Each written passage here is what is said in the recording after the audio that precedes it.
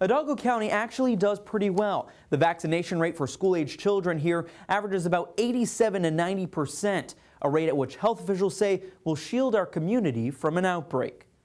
The debate over vaccinating your kids has taken the country by storm after a measles outbreak from Disneyland spreads across more than a dozen states, including Texas. So far, it has not made its way to the Rio Grande Valley. Hidalgo County Health and Human Services Chief Administration Officer Eddie Olivares addressed the importance of vaccinations while speaking to students at UTPA Tuesday.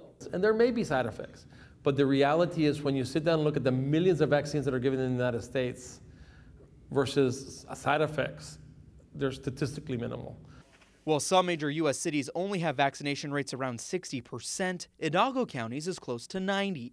Many of those who fall in the gap are students of migrant families. It has to do with transientness of the students. Olivares says the vaccination rate for illnesses such as measles in countries like Guatemala, El Salvador, and Honduras, where we saw last summer's flood of immigrants come from, are actually higher than they are in the U.S. But they understand the importance of vaccination because if a diphtheria outbreak or a measles outbreak were to hit their country, it would be devastating. So how do they prevent it? They make sure everyone gets vaccinated. While Texas does allow religious exemptions for vaccinations of school children, only 1/10% of Hidalgo County students actually filed one. It's much lower than 4% of students in Denton County. You may have a lot of international population that their religious reasoning, they have a more diverse religious population that would fall within that 4% category.